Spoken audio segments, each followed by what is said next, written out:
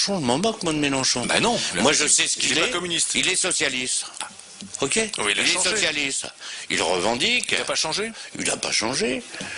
Moi, je l'ai vu, excusez-moi, je l'ai vu quand il a été frotté et ciré les pompes à Jospin pour avoir un petit secrétariat d'État à la formation. Ouais, mais il a changé depuis. Et à chaque fois, c'était le plus arrogant.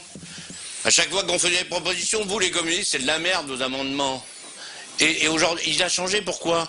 Et alors, les nationalisations, les étatisations, ou plutôt, les privatisations, qu'est-ce qu'il a dit?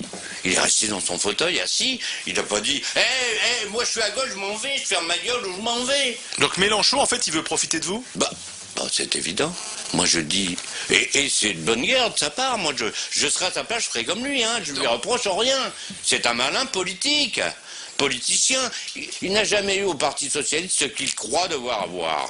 Là, il pense, je mets la main mise sur Marie-Georges Buffet pour commencer, après sur le Parti communiste, je suis candidat, et avec Marie-Georges Buffet, ils se sont mis d'accord pour dire, en fait. on va être au ministre.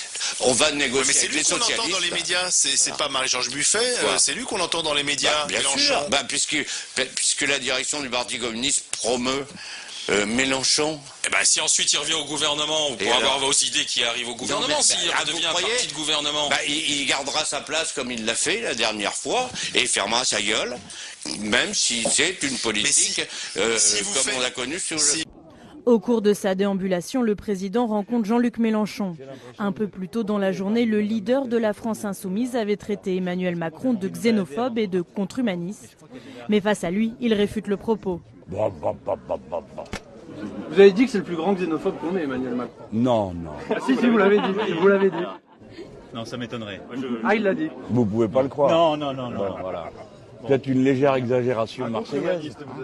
L'échange entre les deux hommes reste cordial. On n'a pas toujours les mêmes idées sur tout. Il y a des fois où ça arrive. On a des confrontations politiques, philosophiques, mais ce Mélenchon, ça n'est pas mon ennemi. Pour Emmanuel Macron, le principal ennemi reste l'extrême droite et le Rassemblement national de Marine Le Pen. Mélenchon. Eh ben, si ensuite il revient au gouvernement, pour avoir vos idées qui arrivent au gouvernement, s'il redevient un parti de gouvernement. Il gardera sa place comme il l'a fait la dernière fois, et il fermera sa gueule, même si c'est une politique comme on l'a